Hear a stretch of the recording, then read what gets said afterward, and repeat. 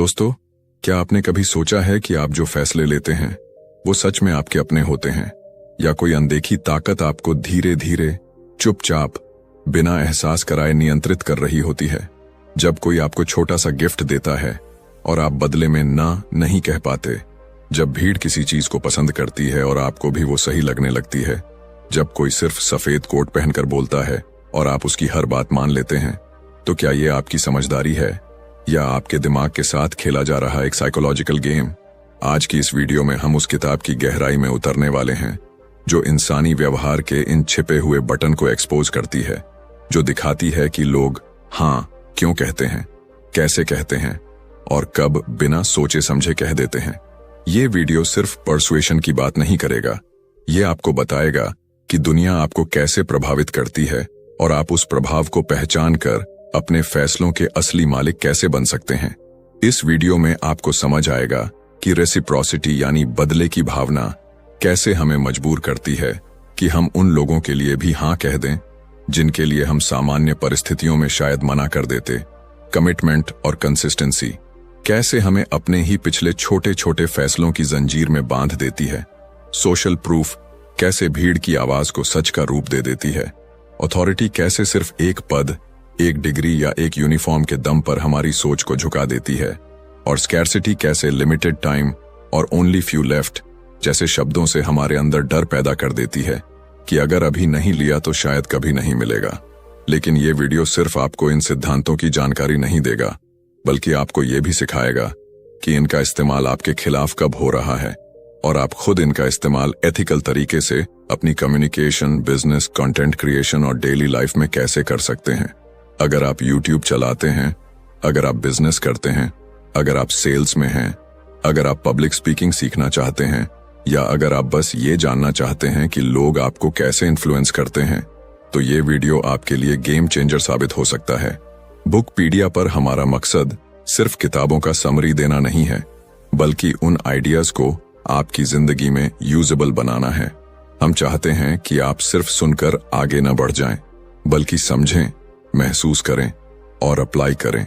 इस वीडियो को अंत तक जरूर देखिए, क्योंकि आखिर में हम उन प्रैक्टिकल इंसाइट्स की बात करेंगे जो आपको एवरीडे सिचुएशंस में तुरंत काम आएंगे, चाहे वो नेगोशिएशन हो, मार्केटिंग हो, रिलेशनशिप हो या पर्सनल ग्रोथ। और अगर आप ऐसी ही पावरफुल और माइंड शिफ्टिंग किताबों की गहराई में उतरना चाहते हैं, तो अभी बुकपीडिया चैनल को सब्सक्राइब कर लीजिए, क्योंकि यहाँ आपको हर वीडियो में मिलेगा ज्ञान, क्लैरिटी और वो एज जो आपको भीड़ से अलग बनाता है। तो तैयार हो जाइए, क्योंकि आज के बाद आप इन्फ्लुएंस का शिकार नहीं बनेंगे, बल्कि इन्फ्लुएंस को समझकर उसे कंट्रोल करना सीखेंगे। चैप्टर 1, रेसिप्रोकेशन, एहसान का अदृश्य नियम। दोस्तों, कभी आपने महसूस किया है कि जब कोई आपको छोटा सा गिफ्ट देता है तो आपके अंदर तुरंत एक हल्का सा प्रेशर बनता है कि आपको भी कुछ लौटाना चाहिए, चाहे आपने वो गिफ्ट मांगा हो या नहीं। फिर भी मन में एक आवाज आती है, अब मुझे भी कुछ करना चाहिए। यही है रेसिप्रोकेशन का रूल, एक ऐसा साइकोलॉजिकल प्रिंसिपल जो इंसान के बिहेवियर को बहुत गहराई से कंट्रोल करता है। बचपन से हमें सिखाया जाता है कि अगर कोई हमारे लिए अच्छा करे तो हमें भी अच्छा करना चाहिए। ये रूल सोसाइटी को बैलेंस्ड रखता है, ट्रस्ट बनाता है, रिलेशनशिप्स मजबूत करता है। लेकिन यही रूल कई बार हमारे डिसीजंस को मैनिपुलेट भी करता है। इमेजिन कीजिए, आप किसी मॉल में गए हैं और कोई सेल्स पर्सन आपको फ्री सैंपल देता है। आपने बस टेस्ट किया था, लेकिन अब जब वो प्रोडक्ट खरीदने को कहता है तो सीधा नो बोलना मुश्किल हो जाता है। क्यों? क्योंकि आपका माइंड सबकॉन्शियसली सोचता है कि उसने आपको कुछ दिया है, तो अब आपकी रिस्पॉन्सिबिलिटी बनती है कुछ रिटर्न करने की। यही रीजन है कि कई चैरिटी ऑर्गेनाइजेशंस पहले आपको ग्रीटिंग कार्ड या छोटा सा गिफ्ट भेजती हैं और बाद में डोनेशन मांगती हैं। गिफ्ट की वैल्यू छोटी होती है, लेकिन उसका साइकोलॉजिकल इम्पैक्ट बहुत बड़ा होता है। रेसिप्रोकेशन की पावर सिर्फ बिजनेस या सेल्स तक लिमिटेड नहीं है, सोशल लाइफ में भी ये रूल हर जगह काम करता है। अगर आपका दोस्त आपके बर्थडे पर एक्सपेंसिव गिफ्ट देता है, तो अगली बार आप भी कोशिश करेंगे कि उससे कम न दें। अगर कोई कॉलीग आपकी हेल्प करता है, तो आप फ्यूचर में उसकी हेल्प करने के लिए मेंटली रेडी रहते हैं। यह रूल हमें कोऑपरेटिव बनाता है, लेकिन कई बार अनवांटेड कमिटमेंट्स में भी फंसा देता है। लोग पहले फेवर करते हैं, फिर धीरे धीरे बड़ा रिक्वेस्ट रखते हैं, क्योंकि उन्हें पता है कि once you feel obligated you are more likely to say yes. इस प्रिंसिपल की सबसे इंटरेस्टिंग बात यह है कि रिटर्न हमेशा इक्वल नहीं होता। कई बार छोटी सी फेवर के बदले में हम बहुत बड़ी कमिटमेंट दे देते हैं। हमें लगता है कि हम फ्री चॉइस से डिसीजन ले रहे हैं, लेकिन असल में हमारा बिहेवियर सोशल कंडीशनिंग से ड्रिवन होता है। सोसाइटी में थैंक यू और फेवर रिटर्न करना एक स्ट्रॉन्ग नॉर्म है और इसे तोड़ना हमें अनकंफर्टेबल फील कराता है। इसी डिस्कंफर्ट का फायदा स्मार्ट मार्केटर्स और नेगोशिएटर्स उठाते हैं, लेकिन इसका मतलब ये नहीं कि रेसिप्रोकेशन गलत है। अगर इसे कॉन्शियसली समझा जाए तो ये रिलेशनशिप बिल्डिंग का पावरफुल टूल बन सकता है। जब आप जेन्युइनली किसी की हेल्प करते हैं बिना हिडन एजेंडा के, तो ट्रस्ट बिल्ड होता है। लॉन्ग टर्म सक्सेस हमेशा म्यूचुअल रिस्पेक्ट और फेयर एक्सचेंज पर डिपेंड करता है। फर्क सिर्फ इतना है कि आपको अवेयर रहना है, क्या आप सच में दिल से रिटर्न कर रहे हैं या सिर्फ प्रेशर की वजह से। रेसिप्रोकेशन हमें सिखाता है कि इंसान अकेला नहीं जी सकता। हम एक्सचेंज और कोऑपरेशन पर सरवाइव करते हैं, लेकिन स्मार्ट वही है जो डिफरेंस समझ सके रियल काइंडनेस और स्ट्रेटेजिक मैनिपुलेशन के बीच। जब अगली बार कोई आपको अनएक्सपेक्टेड फेवर दे तो थोड़ा पॉज लीजिए और खुद से पूछिए, क्या मैं ये डिसीजन फ्रीडम से ले रहा हूं या सिर्फ ऑब्लिगेशन की वजह से। अवेयरनेस ही वो शील्ड है जो आपको इन्फ्लुएंस से बचाती भी है और जरूरत पड़ने पर सही तरीके से यूज करना भी सिखाती है। Chapter 2, commitment and consistency. एक बार हाँ कहा तो पीछे हटना मुश्किल। दोस्तों, इंसान अपने बारे में एक खास इमेज बनाकर रखना चाहता है। हम चाहते हैं कि लोग हमें स्टेबल, ट्रस्टवर्दी और कंसिस्टेंट समझें। यही वजह है कि जब हम किसी बात के लिए हाँ कह देते हैं तो बाद में उसे बदलना हमारे लिए मेंटली अनकंफर्टेबल हो जाता है। कमिटमेंट और कंसिस्टेंसी का प्रिंसिपल इसी ह्यूमन नेचर पर काम करता है। Once we commit we feel internal pressure to stay aligned with that decision. सोचिए, आपने पब्लिकली अनाउंस कर दिया कि आप रोज सुबह 5 बजे उठेंगे और एक्सरसाइज करेंगे। अब अगर आप नहीं उठते तो सिर्फ आपको ही बुरा नहीं लगता, बल्कि ऐसा लगता है कि आप अपनी ही बात से मुकर गए। पब्लिक कमिटमेंट होने पर प्रेशर और बढ़ जाता है। इसलिए कई कंपनीज और मार्केटर्स पहले आपसे छोटा कमिटमेंट लेते हैं, जैसे सर्वे भरवा लेना, फ्री ट्रायल साइन अप करवा लेना या एक छोटा फॉर्म फिल करवा लेना। जब आप वो फर्स्ट स्टेप ले लेते हैं तो नेक्स्ट स्टेप लेना आसान हो जाता है। इसे foot in the door technique भी कहा जाता है। ये प्रिंसिपल इसलिए पावरफुल है क्योंकि हम खुद को कंसिस्टेंट देखना चाहते हैं। अगर आपने खुद को हेल्पफुल पर्सन माना है तो आप फ्यूचर में भी हेल्प करने की कोशिश करेंगे, चाहे सिचुएशन थोड़ी इनकन्वीनियंट ही क्यों ना हो। अगर आपने खुद को डिसिप्लिन्ड बताया है तो आप अपने बिहेवियर को उसी इमेज के हिसाब से एडजस्ट करेंगे। In simple words, our actions shape our identity and identity shapes future actions. Marketing में इसका स्मार्ट यूज होता है। पहले स्मॉल रिक्वेस्ट, फिर बिगर रिक्वेस्ट। पहले ट्राई दिस प्रोडक्ट फ्री, फिर बाय फुल वर्जन। पहले लाइक दिस पेज, फिर सब्सक्राइब। धीरे धीरे कमिटमेंट बढ़ता जाता है और इंसान खुद को उसी डायरेक्शन में मूव करता रहता है। सबसे इंटरेस्टिंग बात यह है कि कई बार हमें लगता है कि हम लॉजिकल डिसीजन ले रहे हैं, लेकिन एक्चुअली हम अपने पास्ट डिसीजन को जस्टिफाई कर रहे होते हैं। कंसिस्टेंसी का पॉजिटिव साइड भी है। अगर आप अपने गोल्स को लिखते हैं और पब्लिकली शेयर करते हैं तो चांसेस बढ़ जाते हैं कि आप उन्हें अचीव करेंगे। रिटन कमिटमेंट ज्यादा स्ट्रांग होता है क्योंकि वो विजिबल प्रूफ बन जाता है।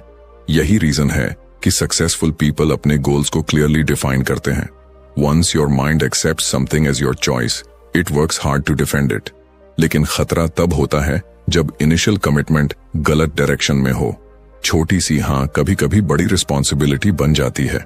इसलिए हर कमिटमेंट से पहले पॉज लेना जरूरी है। आस्क योरसेल्फ, क्या ये डिसीजन मेरे वैल्यूज के साथ अलाइन करता है? क्या मैं फ्यूचर में भी इसके साथ कंफर्टेबल रहूंगा? कमिटमेंट और कंसिस्टेंसी हमें स्टेबिलिटी देते हैं, लेकिन ब्लाइंड कंसिस्टेंसी हमें ट्रैप भी कर सकती है। स्मार्ट वही है जो अपने कमिटमेंट्स को कॉन्शियसली चूज करे, क्योंकि once you say yes, your mind starts building a story to support that yes. Awareness ही आपको सही कमिटमेंट्स लेने में मदद करेगी, ताकि आप अपने डिसीजंस के मालिक बने, उनके गुलाम नहीं। Chapter 3, social proof.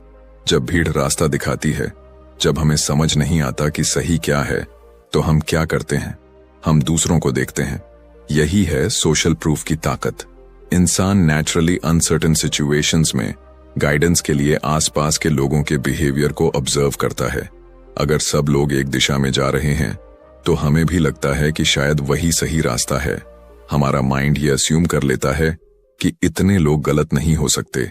सोचिए, आप किसी नए शहर में गए हैं और 2 रेस्टोरेंट सामने हैं, एक खाली है और दूसरे में लंबी लाइन लगी है। बिना ज्यादा सोचें आप किसे चुनेंगे? ज्यादातर लोग वही जगह चुनते हैं जहां भीड़ हो, क्योंकि भीड़ क्वालिटी का सिग्नल बन जाती है। ऑनलाइन वर्ल्ड में भी यही होता है। अगर किसी वीडियो पर मिलियंस व्यूज हैं तो हम मान लेते हैं कि वो वैल्यूएबल है। रिव्यूज, रेटिंग्स, कमेंट्स, ये सब सोशल प्रूफ के मॉडर्न फॉर्म्स हैं। ये प्रिंसिपल सर्वाइवल से जुड़ा है। पुराने समय में ग्रुप के साथ रहना सेफ था। अगर ग्रुप भाग रहा है तो शायद खतरा है, अगर ग्रुप कुछ खा रहा है तो शायद वो सेफ है। इसलिए हमारा ब्रेन दूसरों के बिहेवियर को शॉर्टकट की तरह यूज करता है। इन simple words, social proof reduces thinking effort. हमें खुद डीप एनालिसिस नहीं करना पड़ता, हम भीड़ का डिसीजन कॉपी कर लेते हैं। लेकिन यही शॉर्टकट कई बार गलत डायरेक्शन में ले जाता है। अगर एक गलत आइडिया वायरल हो जाए तो लाखों लोग उसे फॉलो करने लगते हैं। Stock market bubbles, social media trends, fake news, ये सब हर्ड बिहेवियर के एग्जाम्पल्स हैं। लोग खुद चेक नहीं करते, बस देखते हैं कि बाकी क्या कर रहे हैं। जब अनसर्टेनिटी ज्यादा होती है, सोशल प्रूफ की पावर और बढ़ जाती है। इसका सबसे स्ट्रॉन्ग इफेक्ट तब होता है जब भीड़ हम जैसी हो।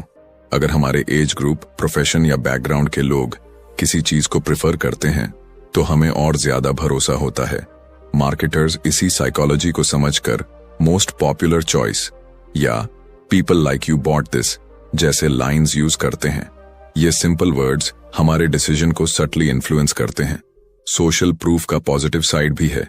अगर आप अच्छे हैबिट्स डेवलप करना चाहते हैं तो ऐसे लोगों के बीच रहिए जिनके पास वही हैबिट्स हों। एनवायरनमेंट बिहेवियर को शेप करता है। जब आपके आसपास डिसिप्लिन्ड लोग होंगे तो डिसिप्लिन नॉर्मल लगेगा। जब आसपास ग्रोथ माइंडसेट वाले लोग होंगे तो इंप्रूवमेंट नेचुरल लगेगा। लेकिन अवेयरनेस जरूरी है। हर ट्रेंडिंग चीज वैल्यूएबल नहीं होती और हर वायरल कंटेंट सही नहीं होता। नेक्स्ट टाइम जब आप किसी डिसीजन में अनश्योर हों तो खुद से पूछिए, क्या मैं सच में ये चाहता हूं या सिर्फ इसलिए कर रहा हूं क्योंकि सब कर रहे हैं? क्राउड डायरेक्शन दे सकती है, लेकिन फाइनल डिसीजन आपका होना चाहिए। सोशल प्रूफ पावरफुल है, पर कंट्रोल तभी रहेगा जब आप कॉन्शियसली चूज करेंगे कि किस भीड़ को फॉलो करना है। चैप्टर 4, अथॉरिटी, यूनिफॉर्म, पद और पावर का असर। दोस्तों, बचपन से हमें सिखाया जाता है कि टीचर्स की बात मानो, पुलिस की बात मानो, डॉक्टर की एडवाइस फॉलो करो। धीरे धीरे हमारे माइंड में एक डीप बिलीफ बन जाता है कि अथॉरिटी सही होती है। यही वजह है कि जब कोई व्यक्ति यूनिफॉर्म पहनकर कॉन्फिडेंट टोन में या किसी बड़ी डिग्री के साथ बात करता है तो हम ऑटोमेटिकली उसकी बात को ज्यादा इंपॉर्टेंस देते हैं। अथॉरिटी का प्रिंसिपल इसी नेचुरल टेंडेंसी पर बेस्ड है। सोचिए, अगर एक नॉर्मल आदमी आपको कोई हेल्थ टिप दे और वही टिप एक डॉक्टर व्हाइट कोट पहनकर दे तो किसकी बात ज्यादा बिलीवेबल लगेगी? कंटेंट शायद सेम हो, लेकिन प्रेजेंटेशन बदलते ही इम्पैक्ट बदल जाता है। सिंबल्स ऑफ अथॉरिटी जैसे title, designation, expensive office, luxury car, formal dress, ये सब हमारे माइंड को सिग्नल देते हैं कि सामने वाला एक्सपर्ट है। इन simple words, appearance creates influence. Psychology experiments ने दिखाया है कि लोग कई बार ऐसे इंस्ट्रक्शंस भी फॉलो कर लेते हैं जो मॉरली अनकंफर्टेबल हों, सिर्फ इसलिए क्योंकि आदेश देने वाला अथॉरिटी पोजीशन में होता है। जब रिस्पॉन्सिबिलिटी का बर्डन ऊपर वाले पर शिफ्ट हो जाता है तो व्यक्ति खुद को लेस अकाउंटेबल फील करता है। उसे लगता है कि अगर कुछ गलत हुआ तो जिम्मेदारी उस अथॉरिटी की है। यही माइंडसेट ब्लाइंड ओबीडियंस को जन्म देता है। मार्केटिंग और एडवर्टाइजिंग में भी अथॉरिटी का यूज बहुत कॉमन है।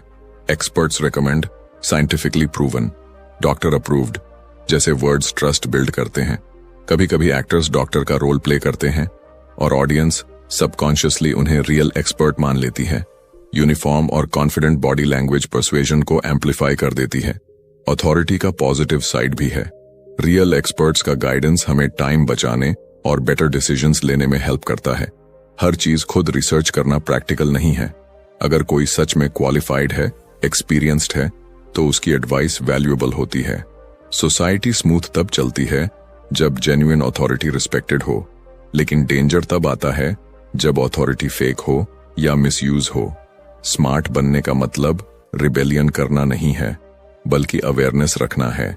जब भी कोई अथॉरिटी फिगर कुछ कहे तो खुद से सिंपल क्वेश्चन पूछिए, क्या इसके पीछे रियल एविडेंस है? क्या ये व्यक्ति सच में एक्सपर्ट है या सिर्फ एक्सपर्ट जैसा दिख रहा है? रिस्पेक्ट और ब्लाइंड ओबीडियंस में फर्क होता है। अथॉरिटी पावरफुल इसलिए है क्योंकि वो डिसीजन मेकिंग को आसान बना देती है। हमें लगता है कि अगर एक्सपर्ट ने कहा है तो सही ही होगा, लेकिन ट्रू पावर तब आती है जब आप लिसन भी करें और थिंक भी करें। यूनिफॉर्म और टाइटल इन्फ्लुएंस क्रिएट कर सकते हैं, लेकिन फाइनल जजमेंट आपकी समझ पर डिपेंड करता है। अवेयरनेस आपको अथॉरिटी से डरने की जगह उसे समझने और सही तरीके से इवैल्यूएट करने की ताकत देती है। Chapter 5, scarcity. जो कम है वही सबसे ज्यादा कीमती लगता है।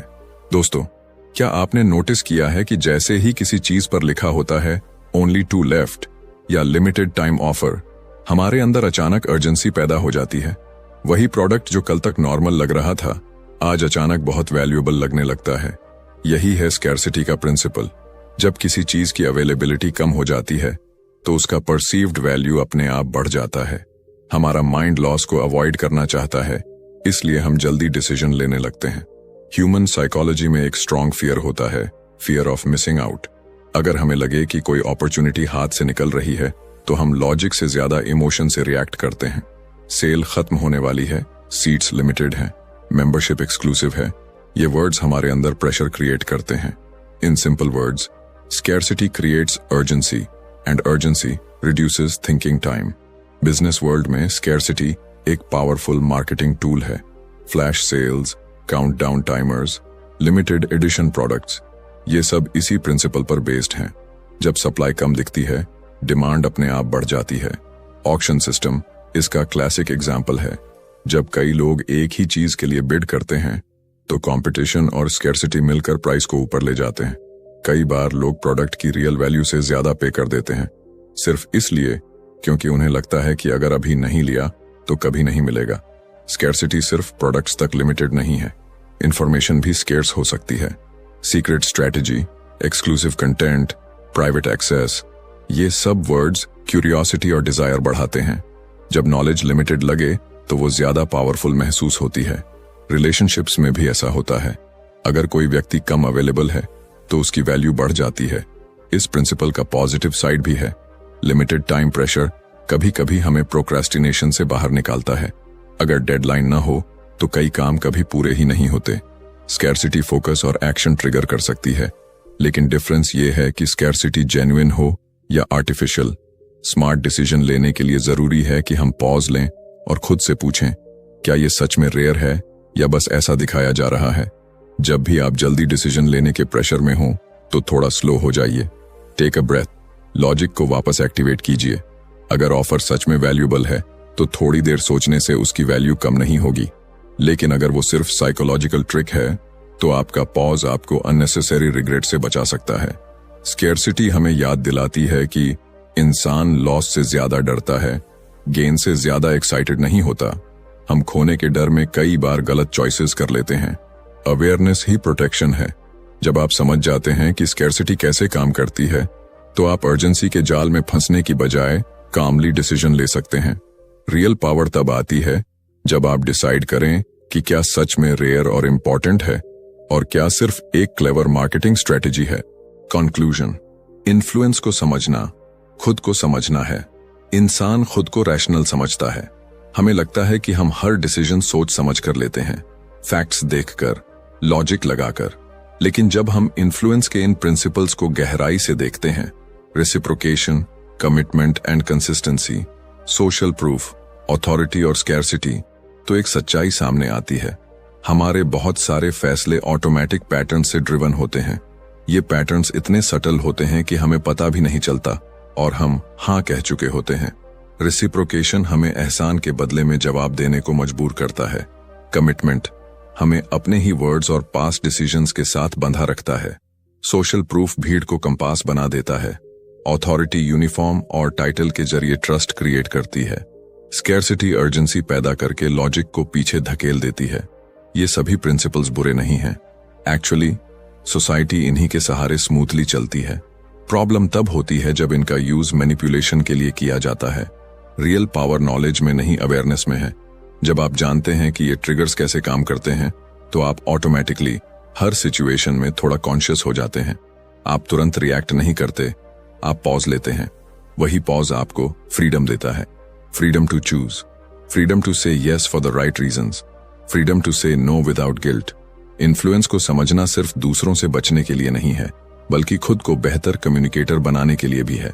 अगर आप बिजनेस करते हैं, कंटेंट क्रिएट करते हैं, लीडरशिप रोल में हैं, या डेली लाइफ में रिलेशनशिप्स इंप्रूव करना चाहते हैं, तो ये प्रिंसिपल्स एथिकल तरीके से यूज किए जा सकते हैं। ट्रस्ट बिल्ड करना, वैल्यू देना, क्लियर कम्युनिकेशन करना, ये सब पॉजिटिव इन्फ्लुएंस के एग्जाम्पल्स हैं। सबसे इंपॉर्टेंट लेसन ये है कि ह्यूमन बिहेवियर प्रेडिक्टेबल है, लेकिन फिक्स्ड नहीं है। अवेयरनेस के साथ आप अपने पैटर्न्स बदल सकते हैं। अगली बार जब कोई लिमिटेड ऑफर दिखे, जब भीड़ किसी ट्रेंड को पुश करे, जब कोई अथॉरिटी स्ट्रॉन्ग क्लेम करे, या जब कोई फेवर देकर बड़ा रिक्वेस्ट रखे, बस 1 सेकंड रुकिए और खुद से पूछिए, क्या ये मेरा इंडिपेंडेंट डिसीजन है? इन्फ्लुएंस हर जगह है। सवाल ये नहीं कि इन्फ्लुएंस होगा या नहीं, सवाल ये है कि कंट्रोल किसके हाथ में होगा, आपके या किसी और के। जब आप इन साइकोलॉजिकल प्रिंसिपल्स को समझ लेते हैं, तो आप सिर्फ दुनिया को अलग नजर से नहीं देखते, बल्कि खुद को भी बेहतर समझने लगते हैं। और वहीं से शुरू होती है असली फ्रीडम, इन्फॉर्म्ड चॉइस की फ्रीडम।